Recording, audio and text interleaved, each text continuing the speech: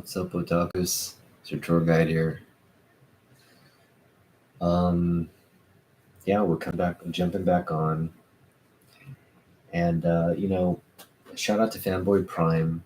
I caught his show this morning, um, where he's challenging the community to show off their uh, Superman covers. It's uh,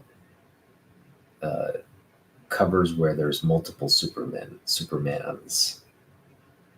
Um, Supermen, I guess, yeah, because it doesn't necessarily have to be the same Superman. It can be, I guess, like a version of Superman. But after looking through my books, I realized I wanted to do it so badly, but I just realized I don't have very many like multiple Superman comics. So yeah, yeah, just anyway, uh, if you're up to the challenge, put out your top, covers of where there's multiple Supermans on the book. I'm probably going to announce to actually focus on getting some of these multiple Superman covers. The ones that Fanboy showed off were just fantastic. So, yeah, I got to get some of those. But what we're going to do today is we're going to continue to grade my comic book collection. We're slowly ticking off. But today's is going to be a really fun one because we're going to grade my Crisis on Infinite Earths books. We're not going to grade all of them, but we're going to at least settle on a grade on most of these. And, do a couple other comics. So, yeah, we'll get right to it. First off, let me know what you're observing in the comic book market. I continue to see, people doing live sales and auctions, and apparently people are getting some good deals on books, it looks like. A lot of the books I'm seeing on Instagram, especially, like slabs, like, high grade keys that are slabbed. I'm seeing a lot of those, for lower prices now. In fact, I've been in the market for getting a Neil Adams Joker cover. Batman, I think 242, is it? 241, 242. And I've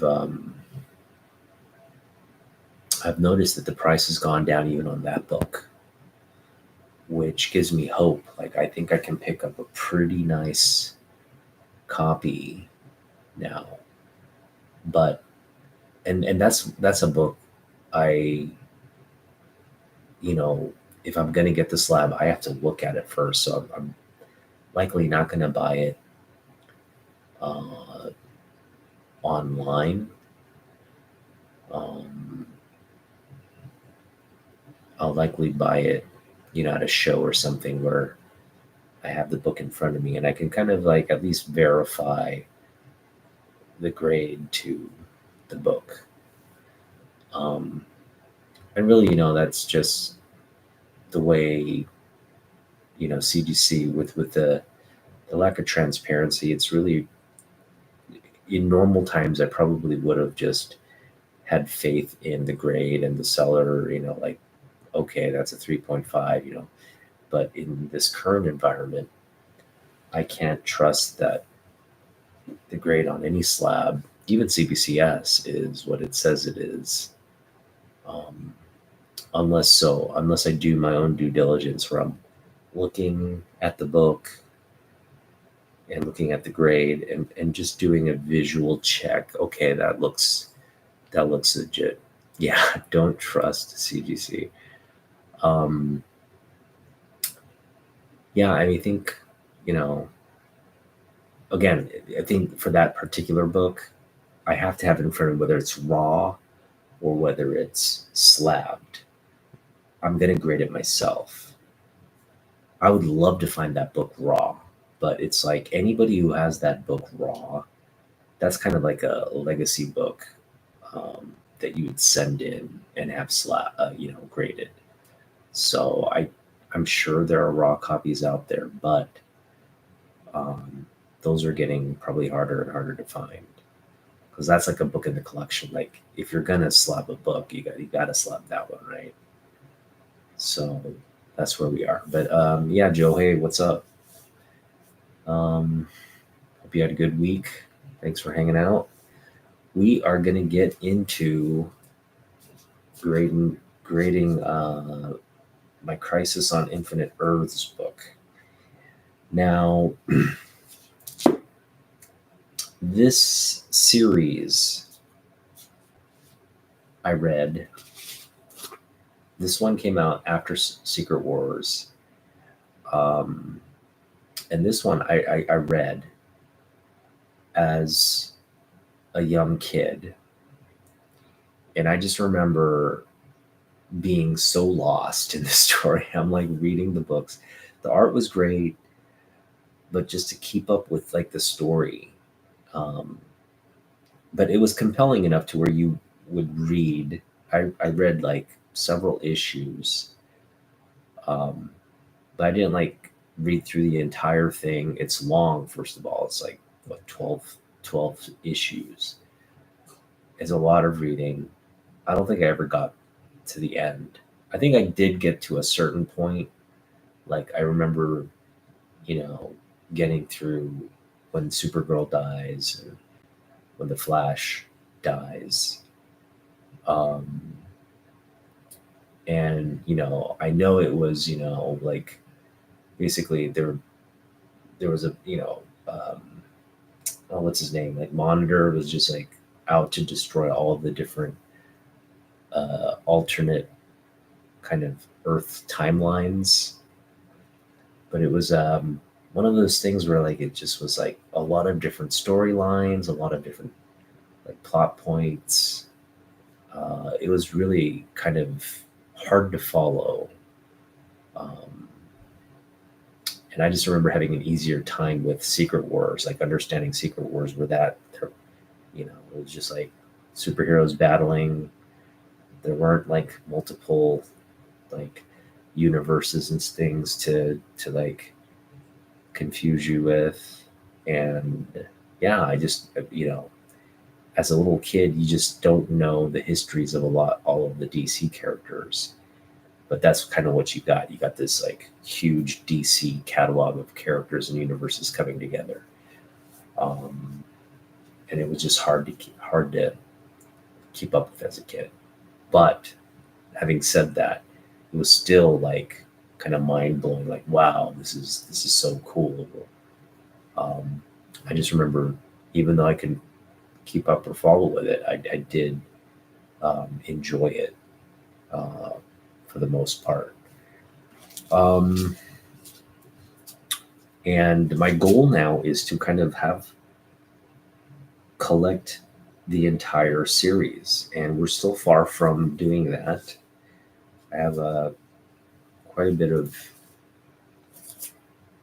issues to continue to get, but we're just going to go over what I have, I guess, and try to grade those.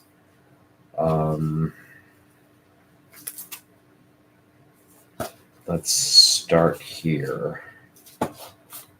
We'll start with number one. Now, I told you how this works. Like I'm grading my books, just trying to land on a grade.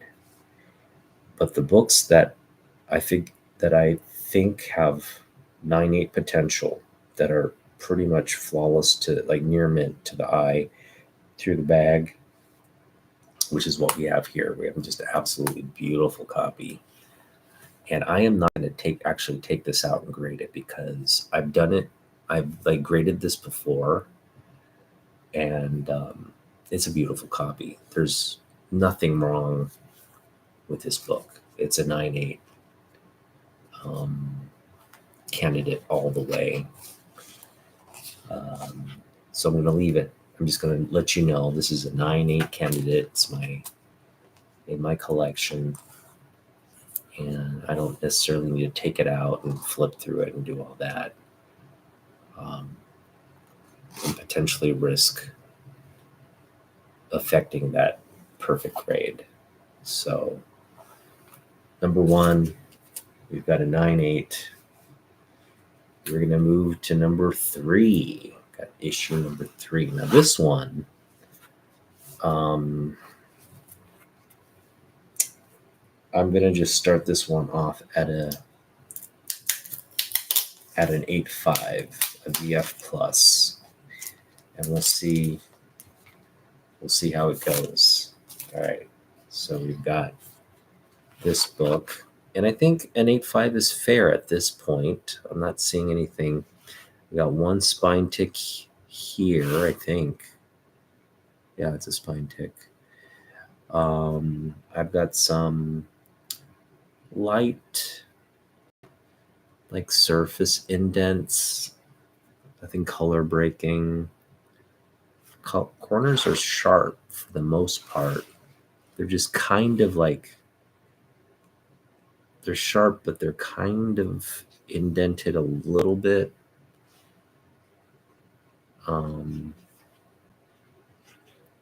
This could definitely, I think, benefit from a real good pressing, like where you focus on the corners.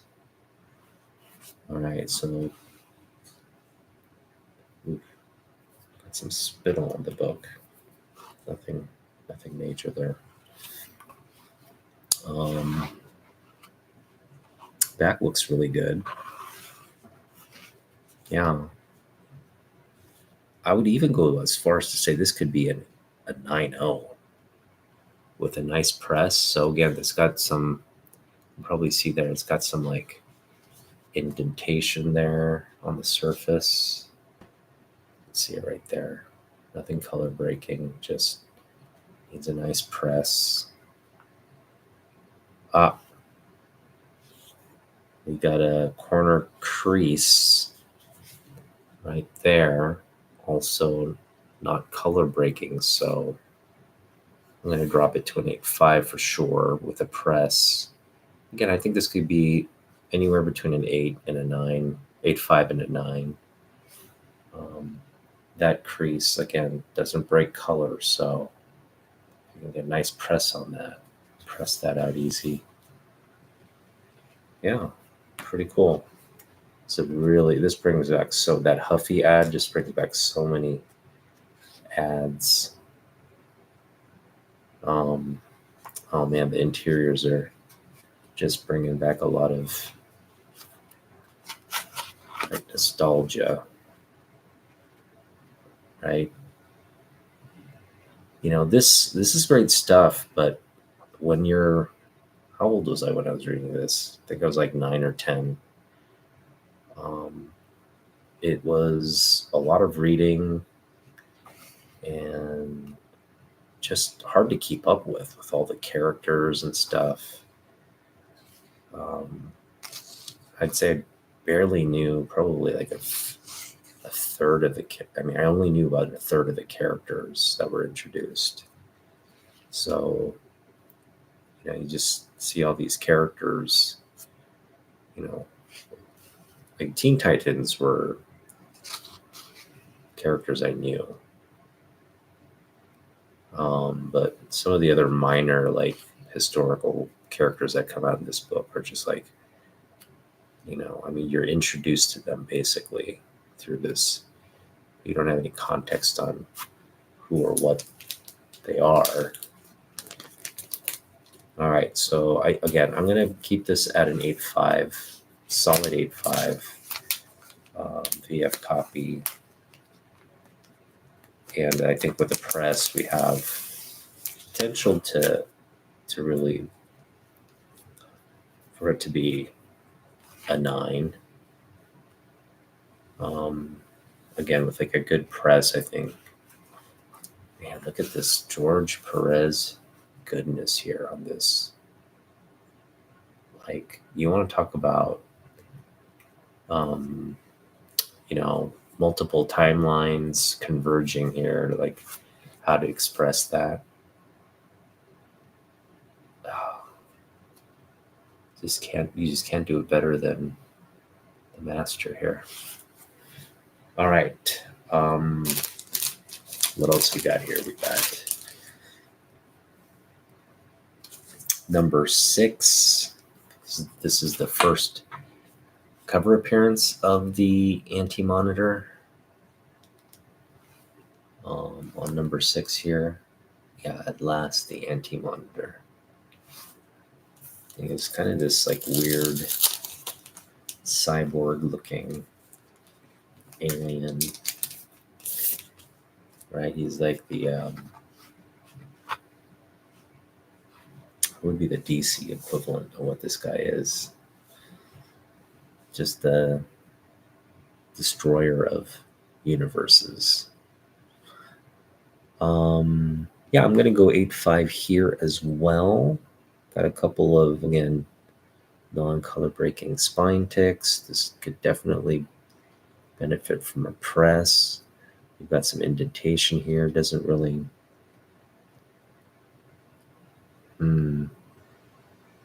Yeah, that's a little bit of a defect there.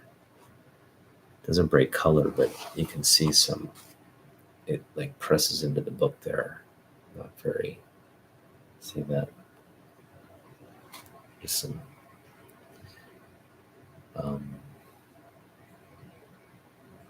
Like it got perforated lines that I got cut with like teeth or something. Let's look at the back here. Oh, it's a nice white cover. Yeah, well, that cover looks great. Again, this could definitely benefit from a press. Looks like, whoever owned this kind of read it once and then put it away. So just some light handling, it looks like. Very high grade. I don't think this book was pressed. Oh man, good stuff. Such good stuff. All right, well, same grade, 8.5 with a press, potential for a 9. What I love about so I'm going through a lot of my older books. I know these aren't older books. I've been going through my Bronze Age books, right? Or Silver Age and Bronze Age books. This one's like, Copper Age, but the nice thing about this age of books, you're gonna see better grades. There's nothing really kind of, they're going to tend to be in the higher grade, like this book. I think VF is really where you're going to see a lot of the books fall into. So again, this falls right into like a VF plus with a nice press, potentially like a near mid minus. So we'll say that's an 8.5 as well. This one is, I believe, going to be a 7. Is it 8? It's not an 8.5. I think it's likely going to be a 7.5, an 8, or a 7.5. First off, it's got 2 very small corner creases here and here. They break color. It's got one big sort of color breaking spine tick in the center there. Other than that, it looks pretty good. This is a newsstand copy. I have actually 3 copies of this book. The back looks really great.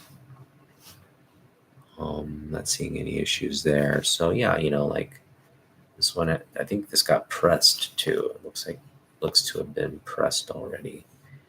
So there's an issue here. And again, 2 minor corner creases. And this spine tick here it's difficult to tell what that is. Just going to give it a slight little wipe here, make sure it's not dirt or anything on there. I think this could benefit from a press. I think we could press that out. We'll see. All right. Well, yeah, I think it's fair to say this is like an 8. With the press even. Press is going to make it improve it a little bit, but I don't think it's going to improve the grade. Again, you've got the 2 color breaking corner creases there. Very, although they're small, they're noticeable. So yeah, I think keeping it at an 8 potentially could be. You can see that as a 7, even. 7.5. Some graders might look at that and say it's a 7.5. What's up, Kenneth? How you doing, buddy? Hope you're having a good evening. So again, I've got 3 of these books. I've got one in a 7.5. Is it 7.5? Yeah. No, what is the grade on mine? I think it's a 7.5. Let me just look at I've got my slabs here now. I've got them here on my little book here. Yeah, I have this in a newsstand 7.5. I'm gonna actually go 7.5 on. Sorry, 7.0, a 7.5 on this as well.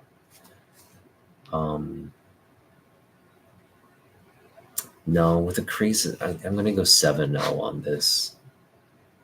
Yeah, let's go 7 because this is a near that 7.5. But again, my 7.5 doesn't have the creases. In fact, I think they misgraded my 7.5. My 7.5 looks like an 8.5, to be honest. I forget what the note said. I really don't trust CGC's grading half the time. But anyway, this is definitely lower than that grade. So if my other copy is a 7.5, I think it's an 8.5. My other copy. I'm gonna put this at around 7.0. And I think with those kind of corner creases, it's fair to do so. So yeah, I've got 2 newsstands. I've got a signed copy in a direct edition. And so I've got 3 copies of this book. And I don't mind that fact.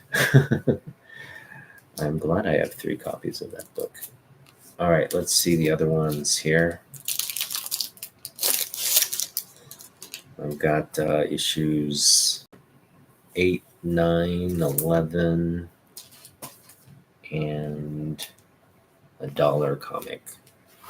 So this one, I just love the Alex Ross cover on this one. Here's a nice multiple Superman cover for you. Fanboy, if you're catching this on the replay, boom. This is probably my best multiple Superman cover. Just a great, like in one panel, Alex Ross is able to kind of give you the gist of what's going on. Like the Earth 1 and Earth 2 colliding here.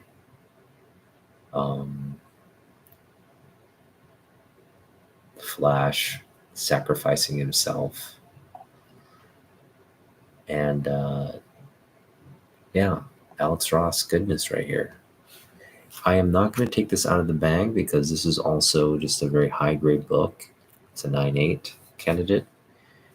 And I'm just going to leave it at that. This one, though, we will grade. And I think, what did I get this for? I think I got this for $250 from Jeff's. And it's a mid-grade copy. I think with a press, it would really benefit a lot. But you've got color breaking, just a lot of stress on the spine there. You kind of got a bend in the book as well. I don't think it looks to be on the border of breaking color, maybe not.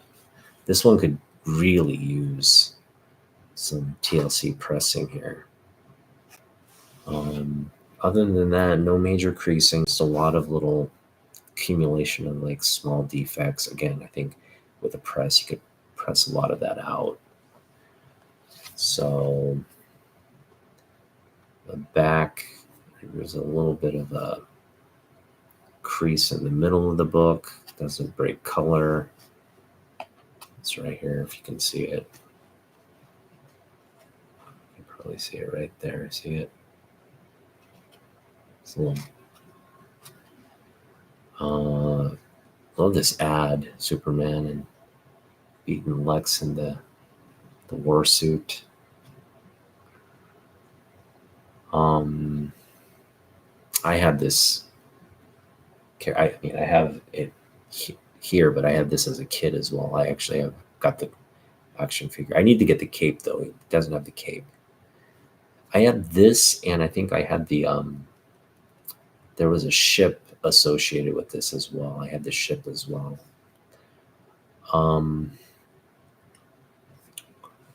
It's just a great action figure set, man. If you could own all of those, how stoked would you be? All right, so going back to this grade, as is, this is going to be I'm going to say it's going to be a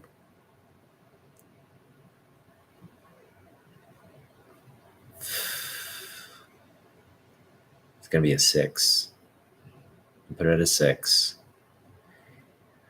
Mid-grade book. Let me see if there's anything going on the inside here. Any ripped pages or anything? Looks to be okay. Yeah, wow, beautiful. Just gorgeous. Gorgeous stuff. Look at that. Transformers ads. And this was the best time to be a kid, I think. 1985, I was talking about, watching Rocky IV in 1985 as a kid. The Goonies, Back to the Future. I mean, 85 was just the best time because you're reading comic books like this and you were just watching the best movies ever created for kids. And things like you're watching Transformers and G.I. Joe. I mean, come on. Was there ever a better time to be a kid? I mean, every generation, I guess, is going to say their childhood rocked. If you had a good childhood, you're going to say it rocked for whatever reasons. But this is my... So, okay, we're going to go 6.0 on this with the press. I think this could get up to like a 7.0, 7.5 with a nice... Well, at least a 7.0 with a nice press. Where you're getting out all these like little accumulation of like crease. And they're not creases, they're kind of like indents and stuff. So you can press all that out, get it looking smooth. This could definitely be like a 7.0 for sure. Especially what you need to do is you need to get this sort of spine been really pressed out nicely. Again, this requires a lot of care, because if you press that bend a certain way, it's gonna leave a color breaking like line down there. So it's, again, you got to get the pages somewhat supple. Do not something incredibly high heat, but probably a low heat press. Doesn't have to be for so long, and just smooth it out slowly. That would be my, I guess, observational take on how to approach this. But again, I think, we'd want someone like Roger, or someone with some experience to handle this book. I'm going to go with the. I think on these books, I tend to try to be like, I'm not objective. Very sort of like, I want these books to be higher grade than they are. So I think the last example was a good example. Like, I got a slab back from CGC that said it was a 7.5.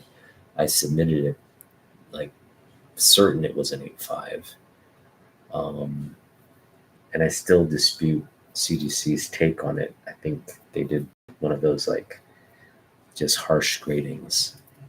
This one, though, again, with all these issues, I would put this at a 7.5. I would have put the copy I have in my slab at a 7.5. I put this, well, again, with the creases, I think you'd have to go maybe a little lower. So I'm going to go 7.0 on this one again.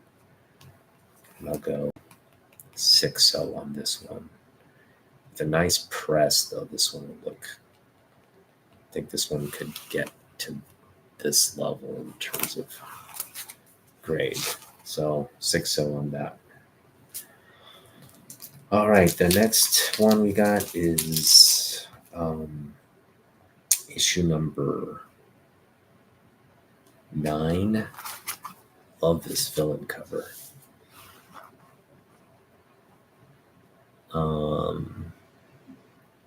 Yeah, this just has all the villains here. And I'm going to go high grade on this one. I think this is like a 9.2. Don't need to take it out.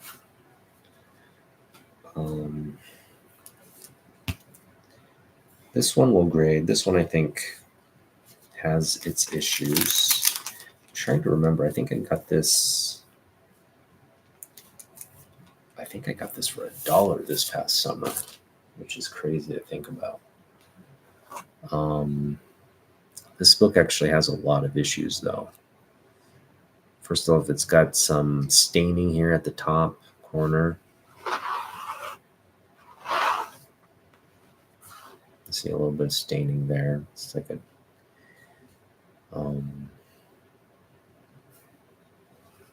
we've got sort of like what we call a waviness happening here on the cover. I don't know if you can see that. Let me see it through there. You see some waviness there. There's this. I think we got some. I think we can actually get this looking a little better. I'm going to do some cleaning on this and be very gentle.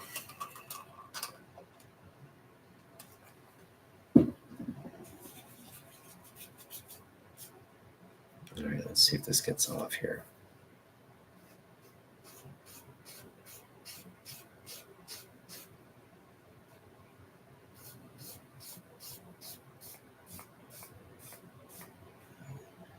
That's not coming off. Just going to give it a nice rub down anyway, since we started it. All right. So there's a general sort of like, I think some like water. It looks like it's not water damage, but it looks like it got exposed to some humidity, and it just it rippled the book. So this is another example of where, if we could get a nice press going on this book would benefit a lot from a good press. Now, notice I emphasized a good press because you can actually ruin a book like this with a bad press. If you don't know what you're doing, you can really dry out the pages and do long-term. Look at this great Voltron ad. 85, I'm telling you, you have the best stuff in 1985. Robotech, Voltron, kinds of goodness. Yeah, so this is what the second to last issue.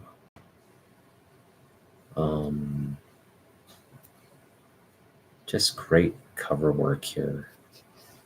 This really does need a press, though. I mean, we've got some staining on the inner pages here, which isn't good. So there's a lot of issues. I'm going to put this at a 5.0 because of that staining, the stain on the cover. There's nothing necessarily there's no creases or anything. So if we were able to press out all of these minor defects here, there's a little tear.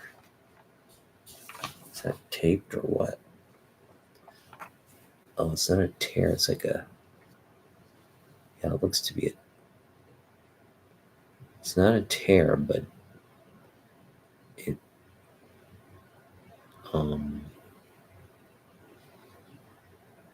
it kind of got bent there.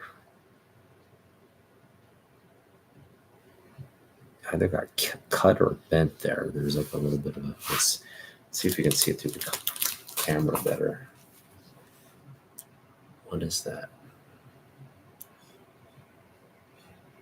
You see it? See what I'm talking about? It's right there. It looks like a cut. The thing is, it's not it's intact. So it's just looks like somebody kind of scraped the top of that or something. Anyway, yeah, this definitely needs a press. Again, there's not really any creasing and stuff, but you've got a corner stain. You got spine ticks here. 1, 2, 3, 4, 5, 6. Got some general, just small humidity stains. Like water, the equivalent of water damage, right? Humidity stains there.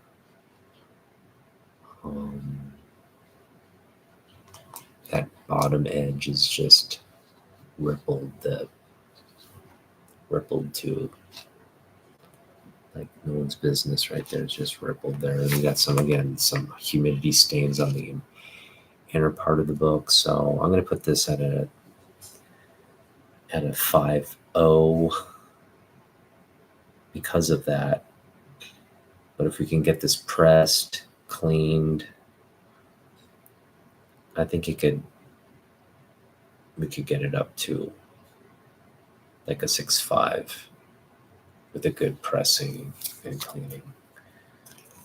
So yeah, we'll leave it at that. It's a 5.0 copy. It's a mid-grade copy. It's got its issues. There's a sort of a misrep as well. You can see the cover's miswrapped. So you got pages kind of extending out over here where it's overlapping. You got pages exposed here. It's not good. That is not good for the book. So yeah, I'm pretty confident leaving this at a a 5.0. And wow, we got through all of these. Yeah, like I said, that this number 9 is really high grade. I don't think necessarily need to get that out to grade it. Actually, I'm not going to say it's at high grade. It's an 8.5. There's a tiny indent on the corner there, nothing color breaking. That needs to be pressed out. All of these books need to be pressed. And that's what I think when I started this whole venture, I mentioned we're going to pursue grading at some point. And,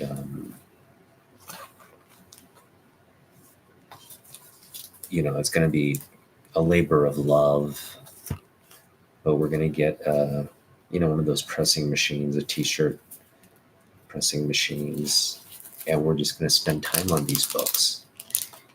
And that's what I'm looking forward to doing in retirement. Just,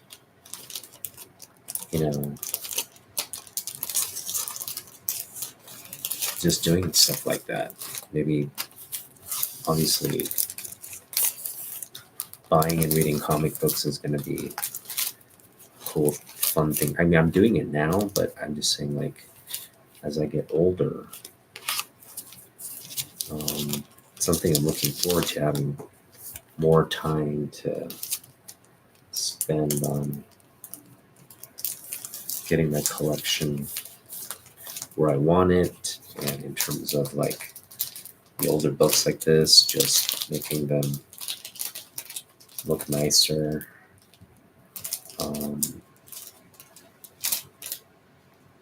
Yeah, definitely looking forward to that. Having what's this one here? Having some time to get these books looking their best. I like them as is right now. It's nothing. But yeah, obviously, if I can, like, get this one. This is a mid-grade as is, but if I can get it looking near a 7.0, that would be really, it would be worth my while to do it.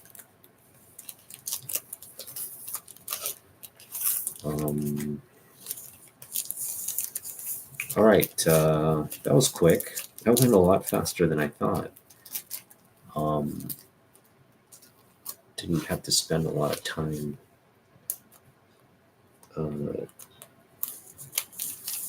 grading. But let me know what you think of the grades. If you agree, disagree. Again, I think on some of my books, I tend to be more objective in the grading. But on a series like this, where it's really like, I really view this event, right? The crisis event, the first crisis event, has such a major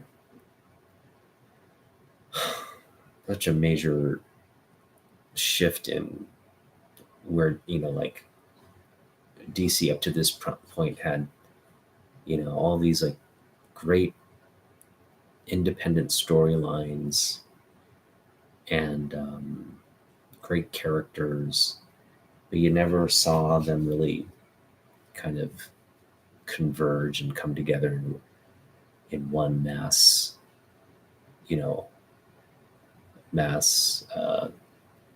universe event. This was really the first time, and yeah, I think anybody who's collecting during that era just views it as like, you got to have these books, and luckily there's a lot of copies out there. But what's up, Card Imperial and Comics? How you doing, buddy? I think you meant to say great cover. Thanks. Or maybe you did meant to say great color. All right, so this is going to be our last book. This is a Bronze Age. Oh no, it's a Silver Age book. Yeah, it's a Silver Age book. Okay, so it's a Silver Age book. Doctor Strange. Sorry, Unbelievably Strange. We've got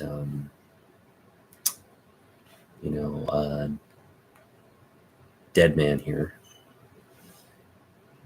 and this is a Neil Adams cover. It's actually a really nice Neil Adams cover there.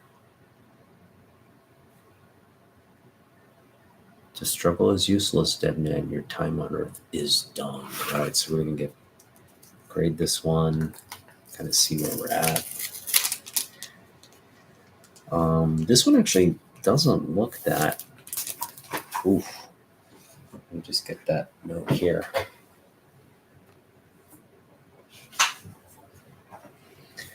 Yeah, I got it. This was a book from silvered-haired Bronze Age babe, whom we're a big fan of,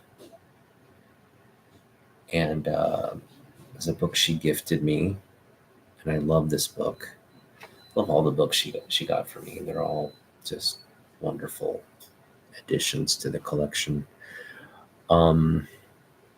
So what we have here is got like a tear here on the side. Outside of that major issue, there's not a lot else wrong with the book. You got sort of a color, like a crease here. The corners are rounded. You got just a series of spine ticks. Again, that tear is really sort of the major thing there. Oh, it's going through the book. So it looks like the tear ripped through the page, like the entire book. There's like an entire rip on the back cover as well. So that's really major. So I would imagine this is just like, it's a 3.5. We'll put it in the 3.5 category here.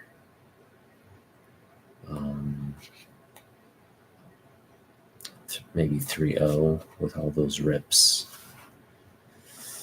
I am looking at who the artists were on this book. We've got,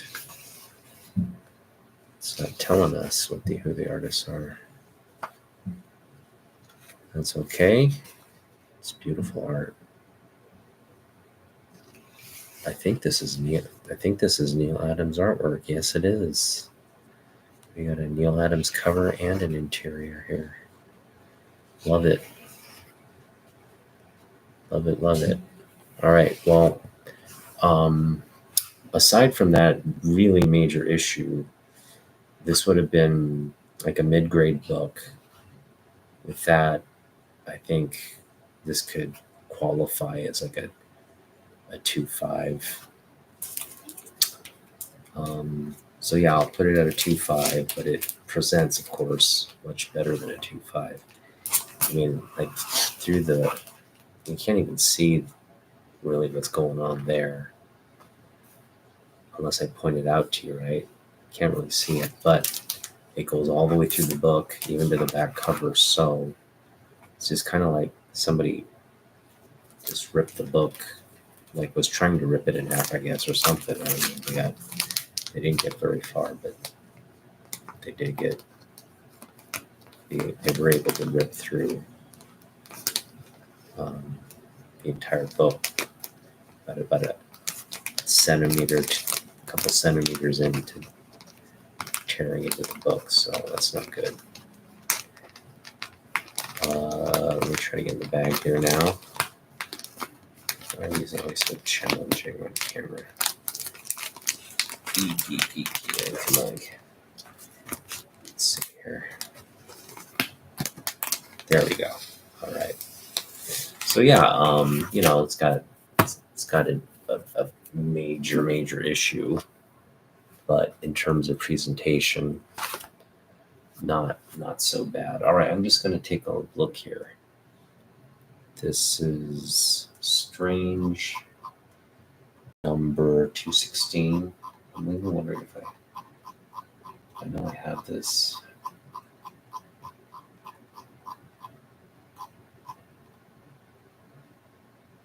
Yeah, Strange.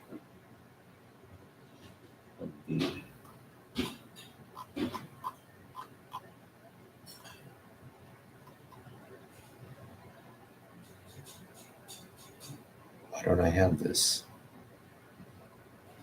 Unbelievable. Strange. I don't think I have this cataloged in my collection yet.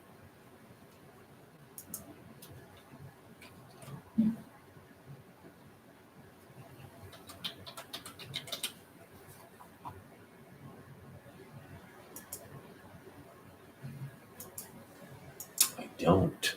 All right, we're going to catalog it now.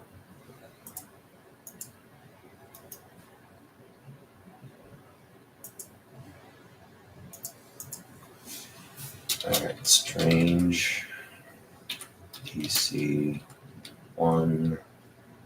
This is what, 216. Let's do some digging on this book. So I'm going to read you sort of the basic, baseball card stats on this book.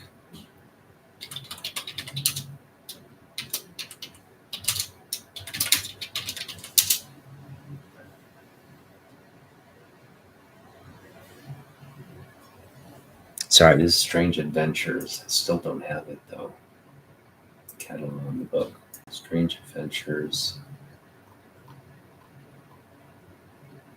Yeah, this is a real special book. Neil Adams did everything on this book. He wrote it, he penciled it, he inked it. That is freaking awesome. This is from February 1969. Awesome. How do you like them apples? So Strange Adventures 216. It's from 1969, February. And Neil Adams did the entire book. Wrote it, penciled it, inked it. And we're going to put the grade at a 2.5 because of the tears. But it looks mid-grade. It's a nice mid-grade book. Look at that. So we got the Dead Man. I got to get more of these Strange Adventures. Get more of these Neil Adams books from this particular run. Yeah, Dead Man's a character we will definitely, I think, see. I think we'll definitely see Dead Man in some form or another in the DCU. And that's the first appearance I would actually go after. I'm sure it's quite pricey, but it has the potential to really spike higher. All right, so again, we have this at a 2.5. I think that's fair. I really think 2.5 is fair. It's a tear. No one wants like a micro tear through their book, so 2.5 is fair. Even though it presents mid-grade. I'm just going to read these books real quick, so kind of just leave you with an image as I'm talking. Or I guess I can focus it on myself, but just We'll do that somewhere midway through the book. Crisis. Gotta go up my list here. Crisis. Here we go. All right, so 1 we had at 9.8.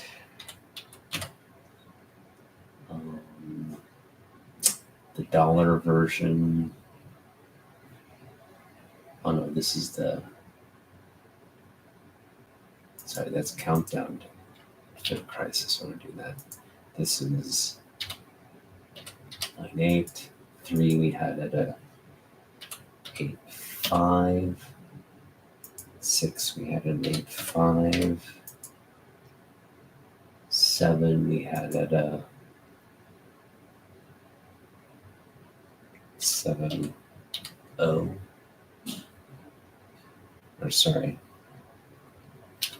Let me 7.0.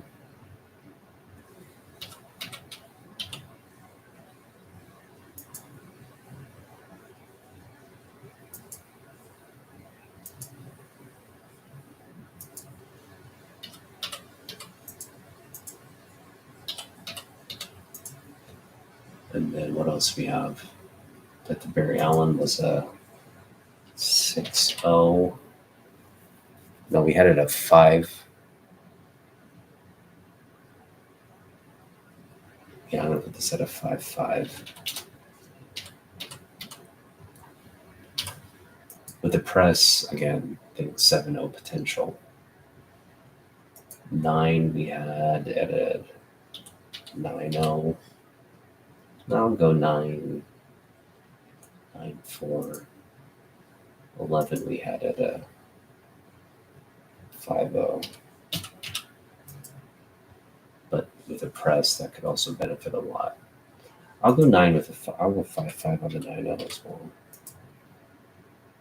Yeah, 5.5 I think is fair. And then 2.5 on the Strange Adventures. Okay, that was fun. Got through. These are again like for me. This is core collection stuff right here. All this stuff is going to be core collection stuff. It's not going anywhere. You can pick up higher grades of those books. We will. I'm not trying to be like a perfectionist. Like I'm not even focused on picking up higher grades of this at any point. It's just one of those things. If we run into it at a higher grade, for the right price, we will. But it's not like we're gonna go out and pay top dollar for it. All right, so that's that. Usually after I talk about the grades on these books, I kind of just chat, speak what's on my mind, and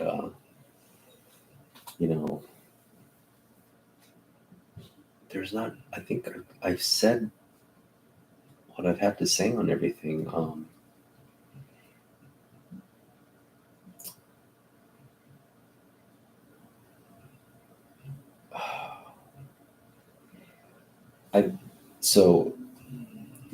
My son is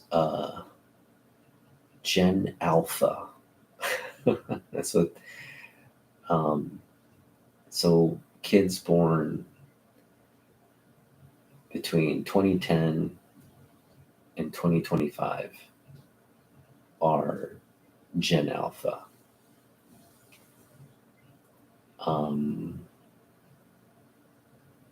I'm Gen X. And then you had the generation after me, I think. What was it? 80 to 95. 80 to 95. That's what? The millennials? Yeah, the millennials. No. That's Gen Gen X, Gen Y. What is Gen Y? I'm confusing millennials and Gen Z, I think. Yeah, the millennials. Okay. So they are the millennials. My wife is a millennial. Um, the millennials had a real, I think they, in terms of comic book, um, in terms of like loving comic book content, whereas I love like Transformers, G.I. Joe, the millennials got into like Batman the animated series, the X-Men animated series, Wildcats animated series. Hopefully some of you are Wildcats animated series fans. But I mean, there's a lot of comic related animated series, and then it got into the WB television, live action television dramas. Uh, so, I mean, if you're just growing up, uh, you had comic book content just shoved down your throat. Whereas here, like, a guy like me, we didn't have much of that. I think Batman was the first real comic book character that we got. Obviously, you had Superman, which kept going for a decade, but then we got Batman, and then that kind of snowballed into all these like comic book characters coming to the screen or on your television or something, right? I feel like the millennials really got got the benefit of all that good content. So you probably have the millennials are probably the ones you are kind of developing. You're targeting and marketing after that generation in terms of like movies and all that. Like everything we're seeing now is for millennials and this sort of Gen Alpha or the kids that are growing up right now, like little tiny kids that are like 7, 8, 9. You kind of have that demographic.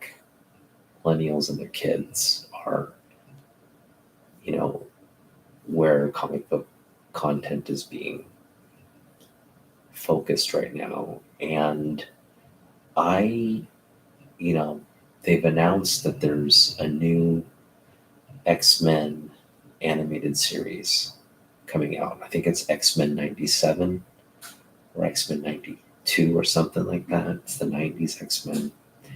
But it's a continuation of that animated series. So, all new stories, but the characters are essentially the same. I think they're going to bring in Psylocke. They're going to keep Jubilee, Gambit, Bishop. I mean, it's the 90s X-Men, right?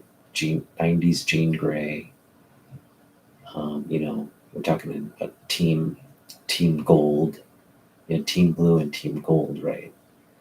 Got Team Blue and Team Gold teams of the X-Men. And that all spawned out of Jim Lee and Chris Claremont. Chris Claremont doing his final farewell on the book with Jim Lee. And then Jim Lee kind of continuing it a little bit and then going to Image. He kind of started a thing and then left right in the middle. But that animated series leaned heavily on like Omega Red. Omega Red was one of Jim's creations and characters. So it's a great time to be, I think, with the advent of that series. What I'd really like to see is, I think, what we can expect to see is that team coming to. I mean, we've had glimpses of it, but it's mainly been focused on, the original class, the first class, and then some of the newer. We're talking about the, um, at least the Fox version focused on, the version, um, where the X-Men kind of got a reboot, and that was in the Bronze Age when they introduced giant size X-Men, a new team. You got Storm, Nightcrawler, Colossus, Wolverine, right? So we kind of started out with that as the base when Hugh Jackman and the Fox franchise got going. It didn't stray too far from that. It stayed right around there. You had Rogue, you had Sabretooth, you had Magneto, of course, and yeah, it didn't. It stayed right around there. I mean, what was really cool was,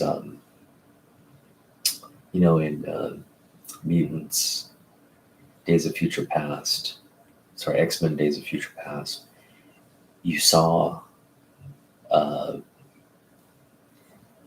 a bunch of cool, like, minor characters like Blink. You saw Blink, you saw Bishop, you saw like a new version of Thunderbird. Um, you saw, who was Ellen Page's character? You saw she was playing Kitty Pryde, right? She was playing Kitty Pryde.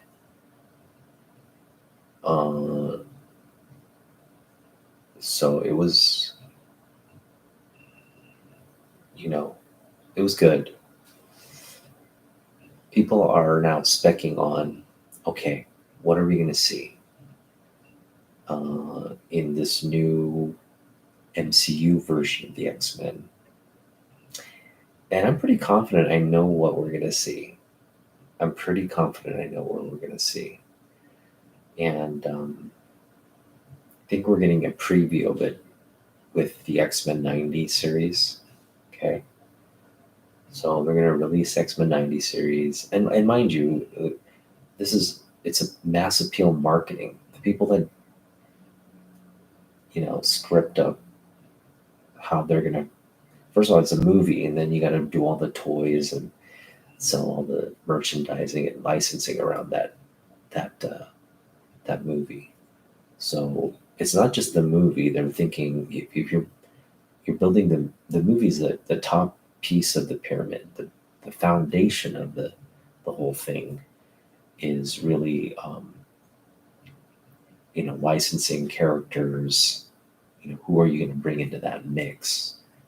Like, what toys are you going to produce? What images to put on T-shirts and all that. So I really think we're going to see the 90s X-Men in the reboot. We're going to see Gambit. We're going to see Bishop. We're going to see Cable. Okay. See Cable. We're going to see Forge. We're going to see Forge. Characters I think we'll have maybe Longshot. Longshot's a long shot.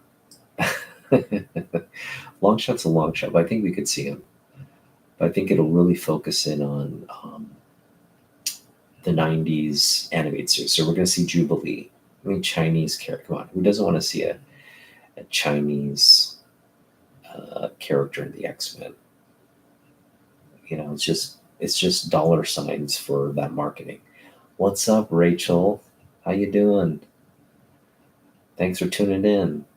We're talking X-Men, and I'm talking about the spec.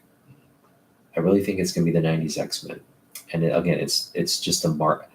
Like I said, right now, studios want to market to millennials and their kids. Millennials are just right at that age where they've got young families, and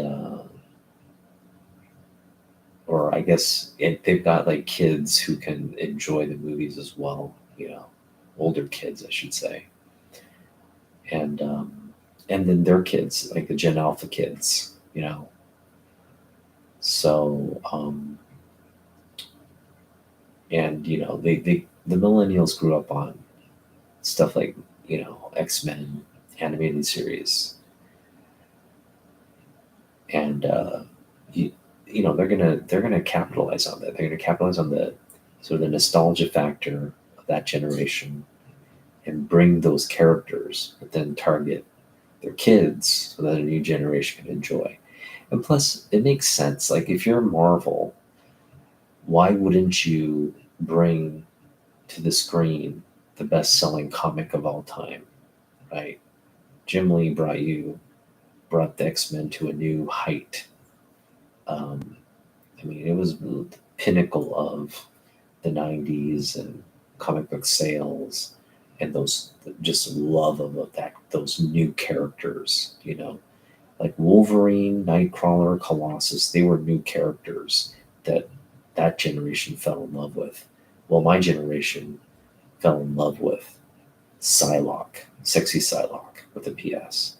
We fell in love with Gambit, Bishop, Cable. Remember when Cable came out? Remember when Cable was like, introduced? It was kind of like, what the, you know, Deadpool even. Deadpool's a character that was introduced. So we know Deadpool's going to be the MCU. As a complement to that, I think it only makes sense. Yeah, Kitty Pryde. You're talking about the previous generation. Yes, the previous generation. Kitty Pryde was definitely a big part of that. But yeah, I think that's a pretty safe bet. If you're going to be a betting person on what the MCU is going to look like, I think that's the safest bet you can make. It's going to be 90s X-Men. I think I think it's going to start off like that. It's not going to be like, you're not going to have like first, everybody knows the X-Men now, like the core X-Men people.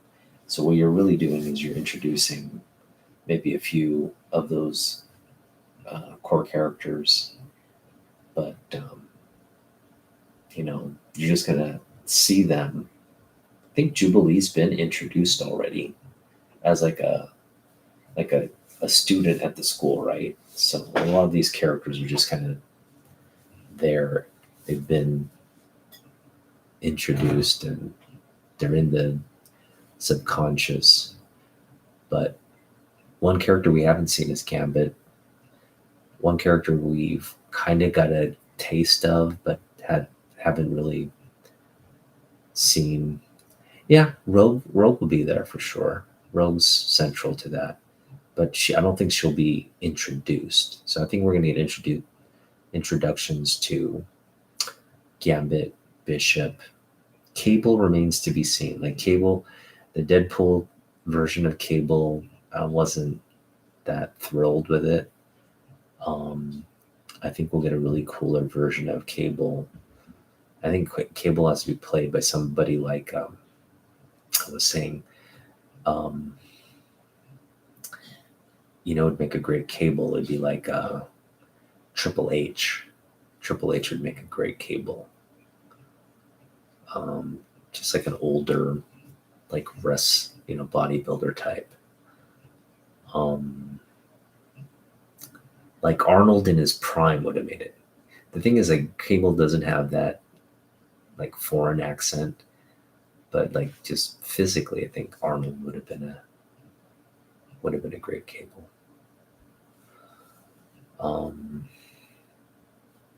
what are some of the other comic book things?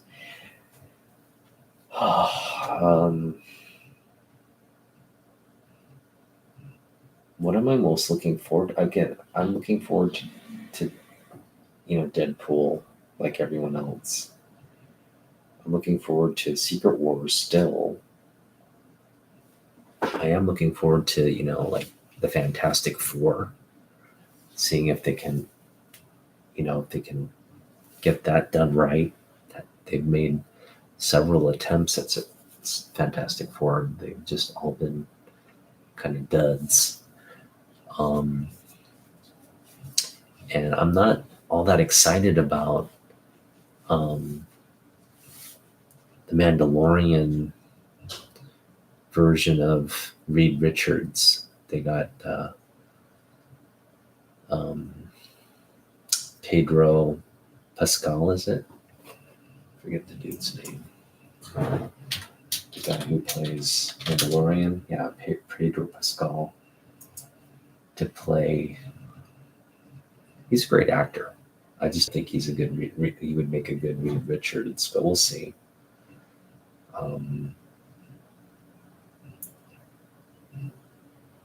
Yeah, I'll just have to see. But definitely excited for Secret Wars. But I'm tempering my expectations because, like I said, Secret Wars is one of those things, especially in a movie, it's got to have mass appeal. So if you do the comic book version as is, it's not going to have mass appeal. You're going to have a bunch of happy nerds, and have a bunch of happy comic book fans excited that you brought the comic books to the big screen. It's not going to have mass appeal. The mass appeal thing on a movie, it has certain elements. It has to be comedic. It has to have some, maybe like a romantic story, like through line through it, romance between some of the characters or something. Generally just a lot of CG, like, cool CGI. That's pretty much the formula, right? But the story, like if you get too nerdy with the story, like you can lose a lot of people. And that's why I think Secret Wars, while I'm excited about it, I don't expect it to be something I recognize. I may enjoy it at the end of the day, but it's not gonna, it's not gonna be the Secret Wars we know, whether it's Hickman or whether it's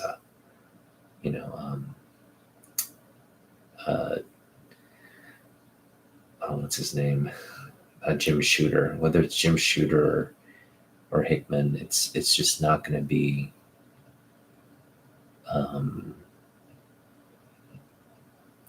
the movie we want it to be for us comic book fans.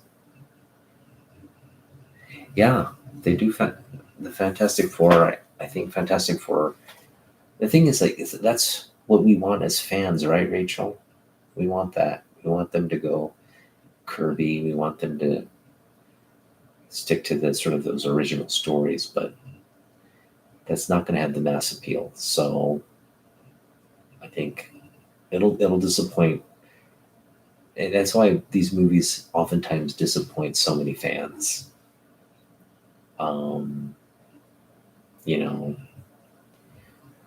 And it's really a gray area, because if you're not entertaining the fans, who are you really reaching? Are you reaching people like my wife, who will go and watch and be like, that was boring. There's nothing cool about that. So at the end of the day, you're just reaching a bunch of little kids, maybe, who will watch anything. You could just like have a guy running around in his underwear, beating up like monsters, and kids would love that, right? There's just, you don't need much to sell kids on it. Um, I just wish they would. I know it's a risk on the mass marketability of stuff, but if you are very thoughtful, you can sell to us and still reach the mass market. It just takes it's a fine balance, but you can do it. There are many examples of that succeeding, where just right to the big screen. You don't have to build up.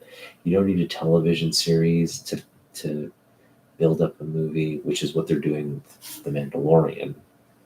Um, but um, if you have something that exists in a space for a community of people, comic book nerds, you can take that and you can make it uh, appeal to a broader audience, um, without compromising that core community, whether they can enjoy it or not. I think you risk alienating both if you put out something that you think will have mass appeal, but that people just don't give a rat's ass about. And that's what DCEU's been doing for the past, decade. They've just been putting out. They're trying to compete with Marvel.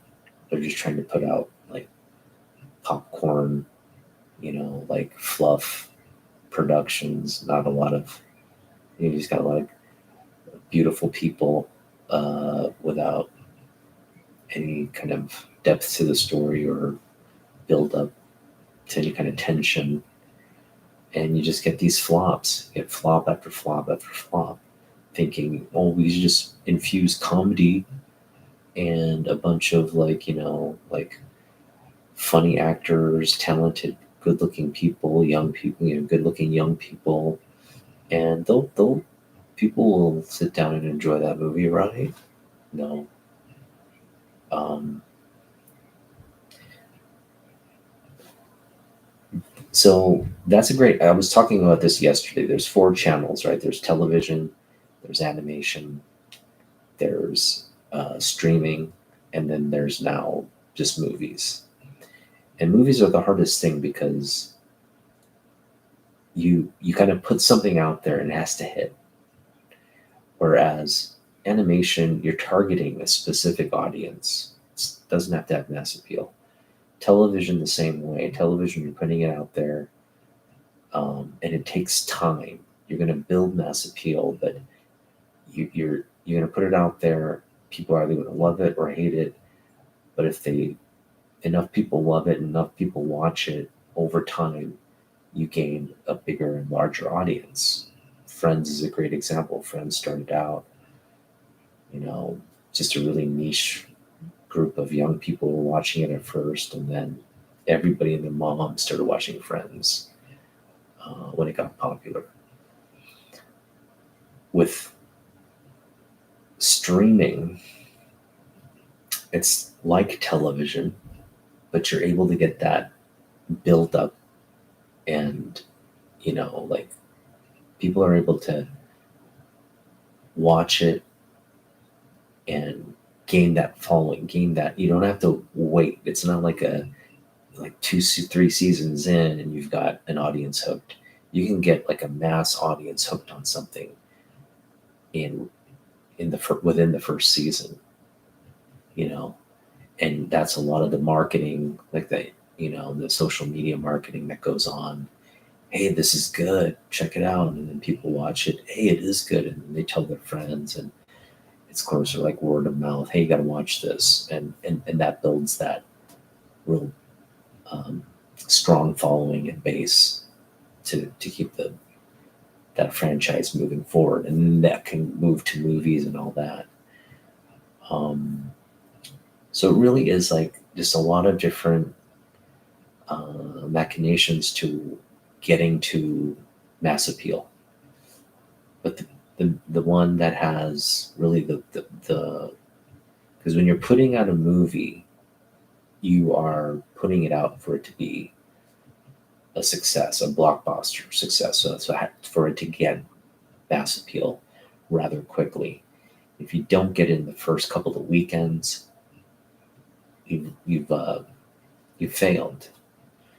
And yeah, we just see failure after failure after failure because they're really following a convoluted uh, formula. And to be honest,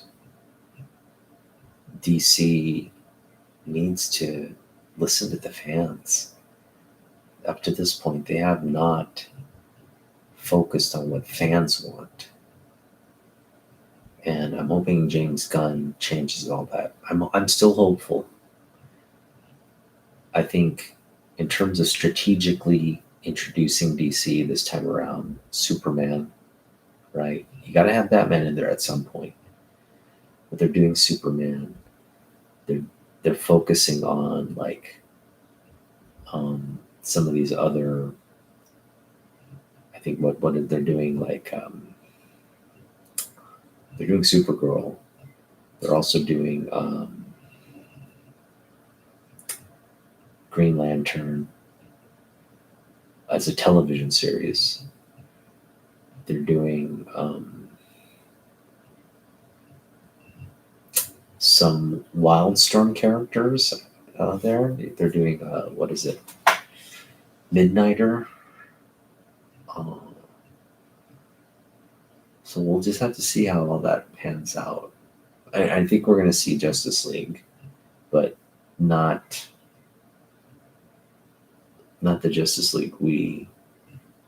I think if they're going to bring the Giffen de Mateus run of Justice League, that is like that's totally like hitting my point. It's like if you bring a series like that, you're literally making something for the fans, right? You're putting the fans at the forefront and saying mass appeal. If you either like it or don't, but these core group of fans are going to love it, and that's what I'm excited about. It's like Gunn gets it. He's making movies for the nerds, and if the rest of the mass market wants to, you know, you know, they want to join in on that bandwagon and ride it, they're free to. And he's taking that risk. He's taking that risk, but at least he's going to get buy-in from the people that matter most. If you don't get buy-in from us and it still fails on the mass market level, then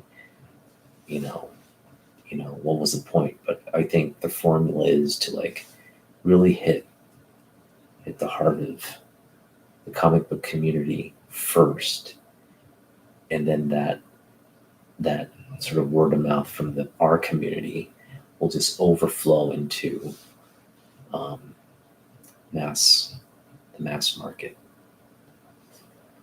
Now, you're going to lose a lot of people on the mass level, but I think over time, if Superman Legacy is a huge success, which I imagine it will be,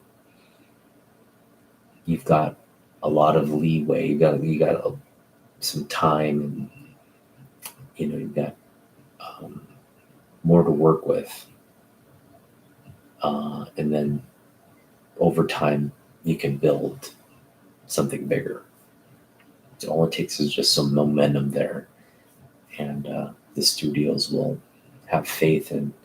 All right, this Superman Legacy made a lot of money. We got to keep it going, right? Whereas if something doesn't make money, you're kind of lost into, okay, do we do this or do we do something different? It's kind of like you don't have any direction with your production budgets. So there's a lot of pressure riding on James Gunn right now, and I think everything he's done to this point, outside of a few questionable things like the Supergirl casting, and he couldn't do anything about the soundtrack. Obviously, Warner Brothers owns the Superman John Williams theme. It would have been nice to have the John Williams theme for the Superman Legacy, because I think it's so it's weird to say, but music is oftentimes the character, and in this case, that it's so much so. Like that John Williams composition is now a part of that character. You just can't separate them.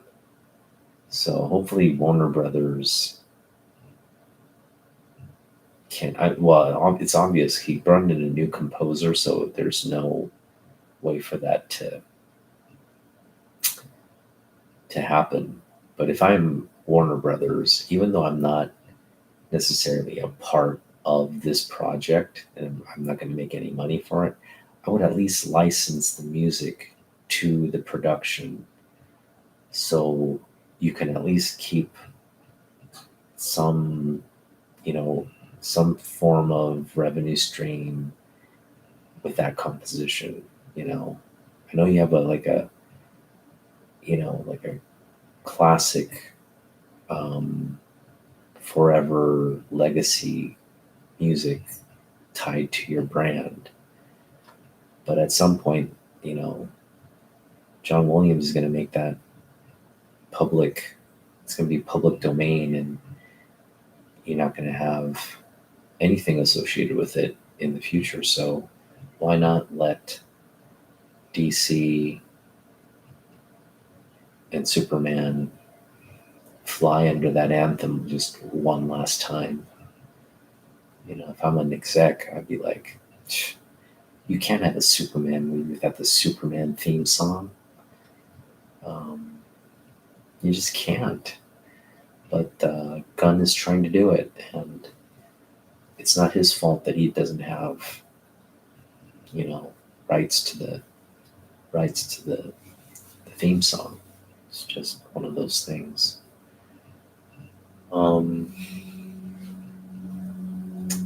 What else? Let's see if there's any Jim Lee news going on here. I know, as you know, I'm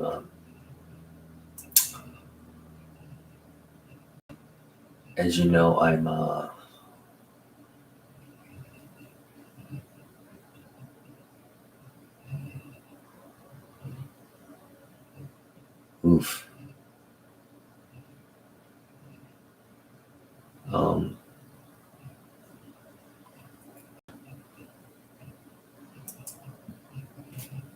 As you know, I'm going to the Jim Lee signing at Rose City Comic Con come September, which right now, I think Rose City had announced it. Although I go to the website now, I don't see anything related to it, which gives me a little bit of, all right, see you, Rachel. Have a good night. Thanks for hanging out.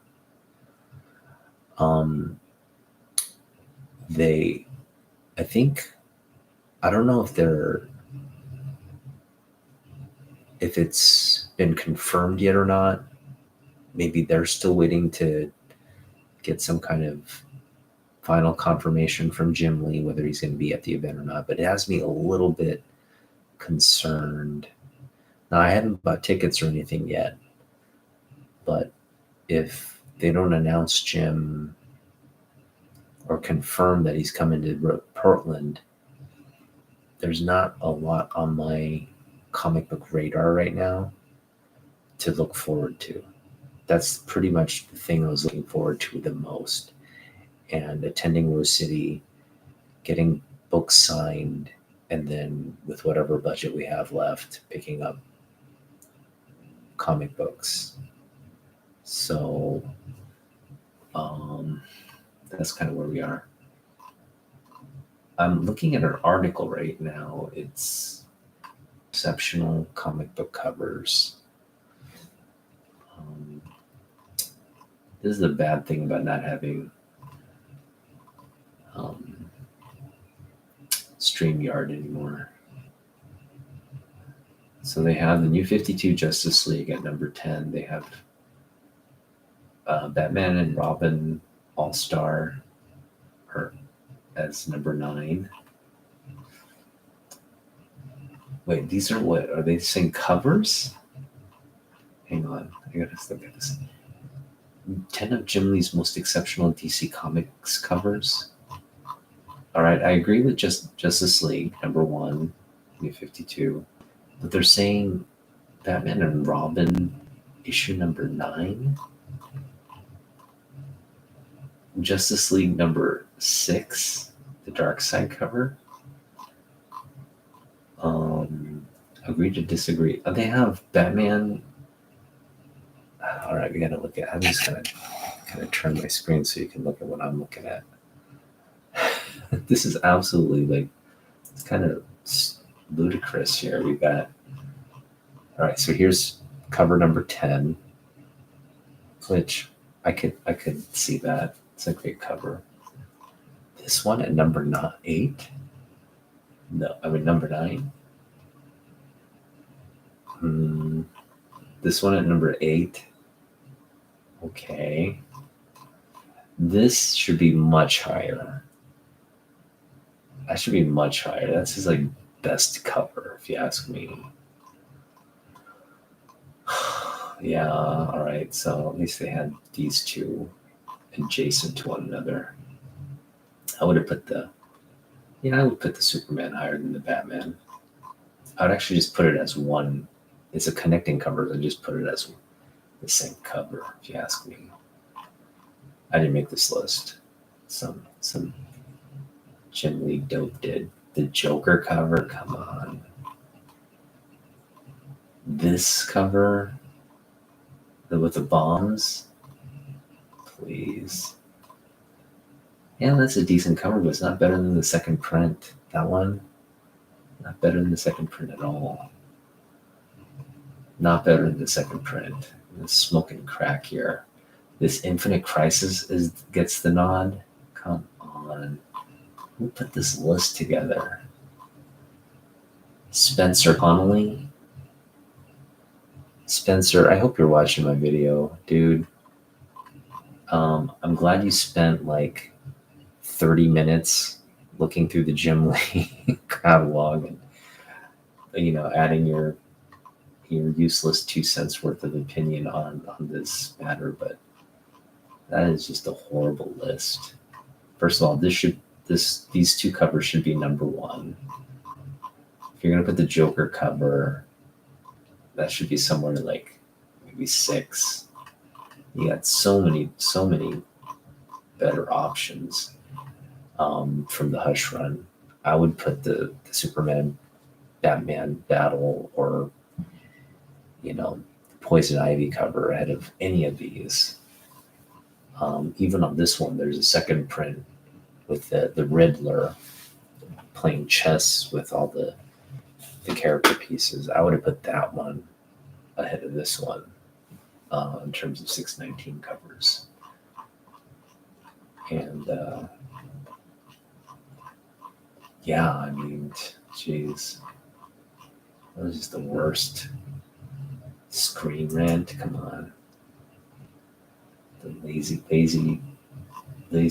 comic book reporting here. This 21 years later, DC's Jim Lee will finally complete his Trinity triptych with new Wonder Woman variant cover. That's right, baby. I have a feature right behind me. The connecting covers. All right, well, I think that's it for me. Gonna take my kid to go play at this sort of like, I don't even know what to call it. It's called Kids Quest. It's just sort of this like big place for kids to play with like different toys and crafts, and yeah, I mean it's a great little area, but it's a lot of kids running around. So yeah, I'm gonna take him to that. So I'm just gonna call it a night, and I think we're going on with Ryan Otagawa tomorrow night. So Naman and I are gonna do Meet the Artist, or we've done Meet the Artist with him. We're just really catching up and kind of seeing how he's been. He's one of our favorite people, and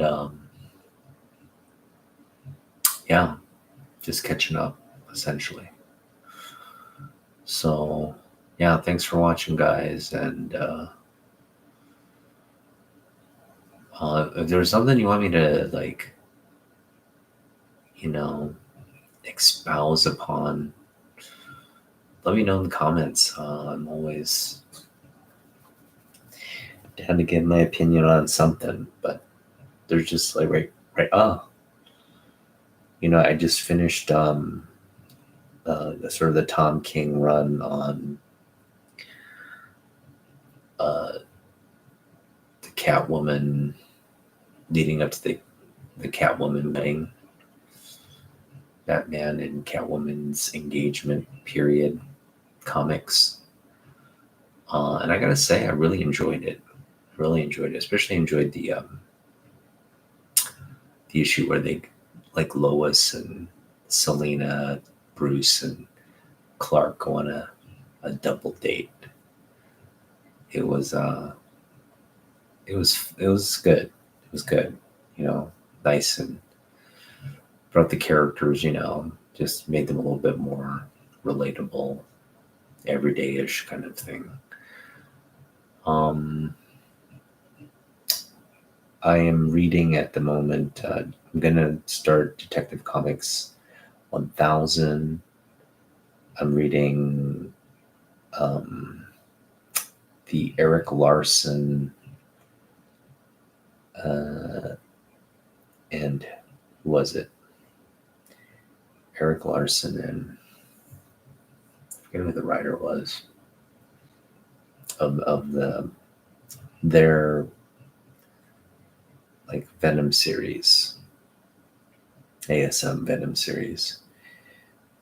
Venom Lives. Yeah, Venom Lives. Reading that. And then what's the other book I have? It's I'm trying to think. It's DC. The other book is, I think it's Batman. Anyway, it's modern, and I'll give you my thoughts on it after I get through it. But yeah, thanks for watching. See you in the next one. Peace out.